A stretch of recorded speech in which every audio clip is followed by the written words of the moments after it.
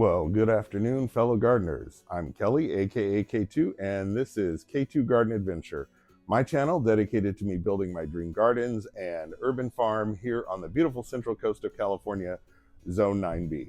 So this afternoon, I'm going to try to get some stuff done quick here in the back of the property, and let me show you where we're going to be. So first up, it's going to be my perpetual struggle trying to keep red, white, and blue flowers here in the flag garden. At any rate, the gophers really just love to come eat stuff, and there may have been drip issues, I'm not sure. But right now I've got some beautiful blue pericallus that I'm going to get in there. That's their natural blue. That is not fake. That's their natural blue. And then I've also got some lobelia. This is a Palace blue lobelia. Look how beautiful that is. That is such a gorgeous color blue. And I think that's Palace blue. Let me double check. There's a tag there, so I think that's correct. And then from Proven Winners, in the mail, I got a couple of Laguna dark blues. I'm going to put all those in here up in the front, and that'll give me lots of blue. And then in the back, I have a couple of amazing blue delphiniums that I'm going to put in the ground. That goes back there. I was thinking about putting them in containers just to help them maybe survive the gophers, but we'll see. Might go in the ground. And the only thing that will be left is I want to get some more red up here in the front. I had some red supertunias in there last year. They did not come back. It looks like the white ones did. And I even have some white geraniums that are up here. So also, or if I could get my hands on some Superbena red, that would be perfect. May even transplant. I have some Superbena reds in the cottage garden out front. I don't necessarily like that color there, but they're very happy, so it's hard to pull something out of the ground when it's a very happy plant. Anyways, let me get these blue things in the ground and show you what it looks like, and then I can show you the next project that we're going to be doing back here. But look, okay, before I go, look at how amazing those Shasta daisies are. That's just stunning. Absolutely beautiful. Okay, enough talking, let me get to planting.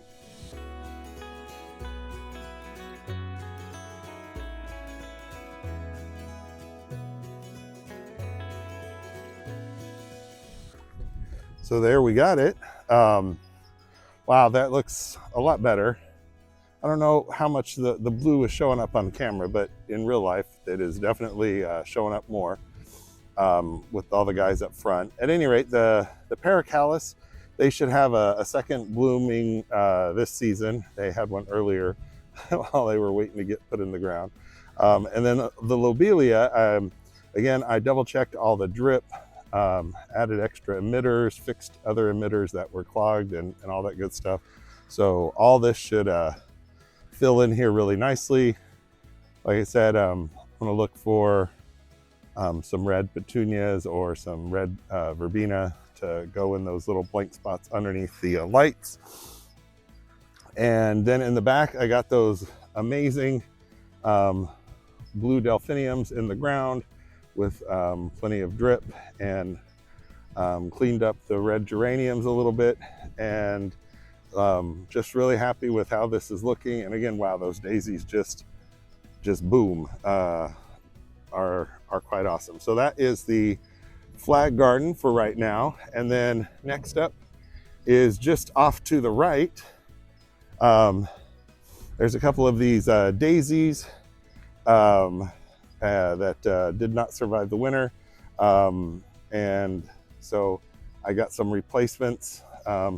Actually, was kind of cool. The replacements, I'll see, look, we have mole, just making a mess. The replacements, they were marked off down to like $2 because they were parts of them were dying. I'll show you. But anyway, so just going to clean those up and replace these dead ones, and show you what it looks like after that. All right, so these are the Bright Lights Double Moon Glow daisies that I got for $2 a piece at Lowe's. And the reason why they were looking even more dead than this, a lot of this is new growth because they were getting watered, but you can see some of the old sort of dead growth while they were on the clearance aisle. But I just went in and, used some scissors and clean that out. So I'm gonna clean out the rest of this, the dead stuff on these other three, and get these in the ground. And then I think we got one more thing, and then that'll finish out this video.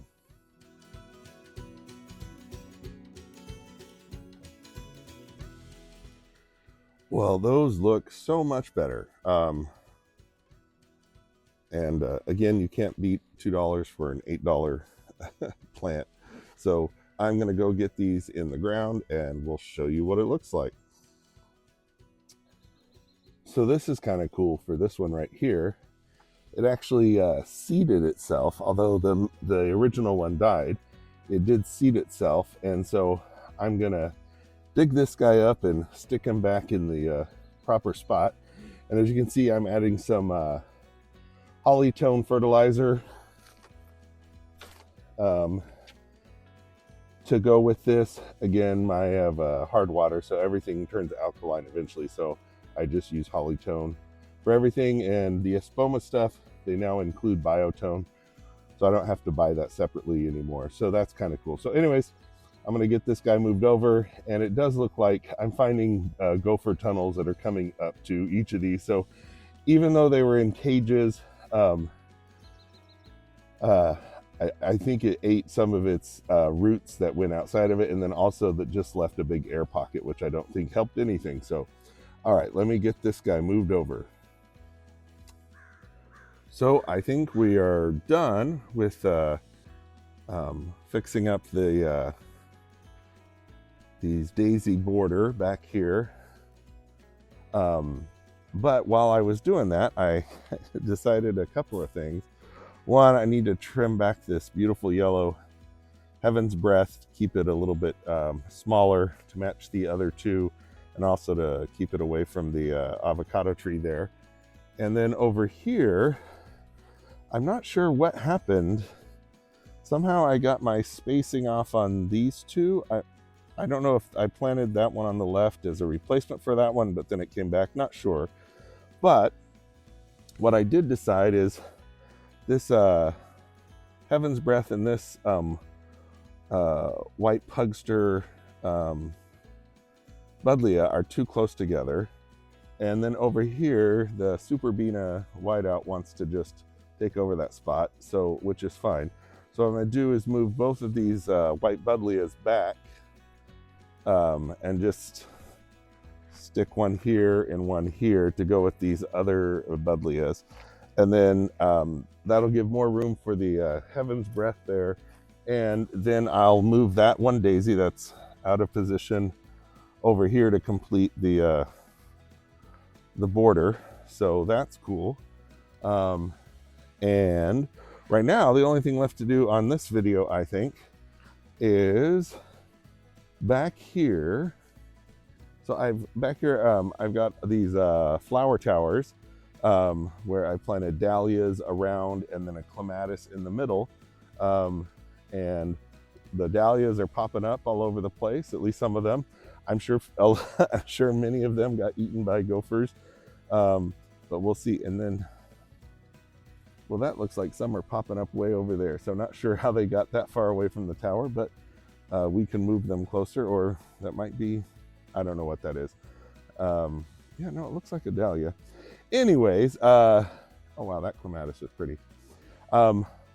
Over here, all the clematis came back except for one right here, it appears.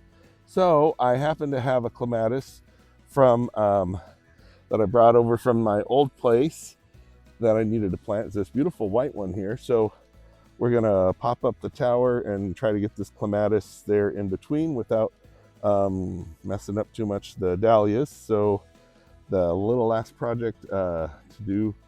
Oh, no, I take that back. So there's this, and then I also, I was gonna try one more time with peonies. I have had no luck with peonies here, but they're so beautiful and they were on sale. So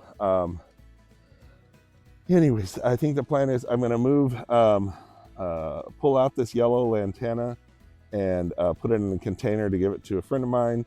And then I'm gonna put one peony there and one peony here. So anyways, so let's get these last things done and we'll finish up the video.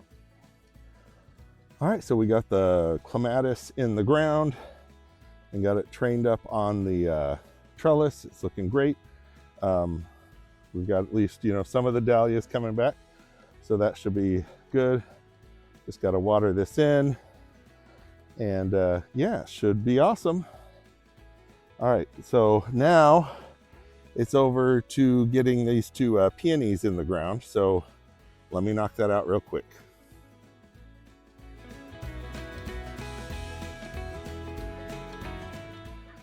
All right, so just to show you, when I say I live on sand, this is exactly what's in here. It's just sand. There's no organic matter or anything in there. So makes it very easy to plant in. It just, shovels or augers real easy. So I'm gonna, I'm out of like in-ground soil, so I'm gonna mix in some potting soil in there just to have something for these peony roots to grow down into.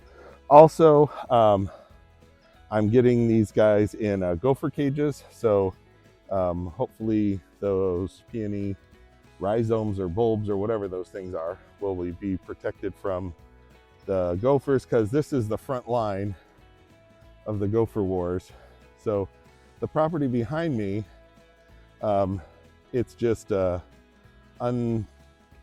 just a massive, full acre of gopher breeding grounds that they just come wave after wave up here into my property. So anyways, so well, I'm going to get some soil in there and some fertilizer and a gopher cage around this one. This one, they're supposed to be different. This one is supposed to be Peony amabilis, and this one was oh, it's two of them already open up there. It's just so beautiful. I want to be able to grow peonies, but I can't seem to do it. This one is Jules de Leaf, Monsieur Jules de Leaf. So obviously a famous French one, but it's kind of neat. It's got that like puffy carnation or thing in the middle. Anyways, all right. Well, I will see you in just a second, and we are. I promise this time we're almost done with the video.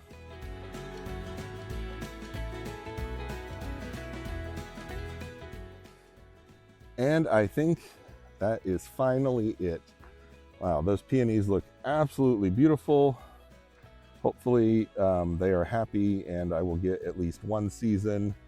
I was told that a lot of peonies won't do well here because we just don't get cold enough in the winter or something. But since these were bought locally, hopefully these will be fine. Regardless, absolutely beautiful. Hopefully these ones bloom as well. So those are in the ground, watered, fertilized, protected, and ready to go. We also planted this absolutely beautiful clematis. I wish I knew the variety. Might have it in an old video or something. Got it in the ground and trained up. We got some Happy Jack here from Proven Winners. Always a stunner. Is going to town. This one's really pretty. Right here as well. We got some other ones. So all the clematis are going, and I've got at least some dahlias coming up, and pretty much everywhere. So that was back here, and then we also fixed these daisies in this border. Got the drip issue sorted out, and it looked like there was a lot of moles that were actually making tunnels around them, so exposing their roots to air. And finally, we've got the flag garden. And actually, now that it's since it's the next day, you can see the The blue flowers have perked back up and everything. So very happy with how this turned out. So hope you enjoyed this video. And if you haven't yet, please hit that like button, hype the video, subscribe if you're not subscribed. Please share it with some friends or family. Most importantly, leave a comment, because I do respond to all comments. And if you've got suggestions on red, white, and blue flowers, or favorite peonies, or suggestions for some of the few blank spaces I have left on the property, please put those in the comments. And or if you have questions about anything, I promise I will get to them all eventually. And having said all that, you have yourself an absolutely wonderful day. And until the next video, happy gardening.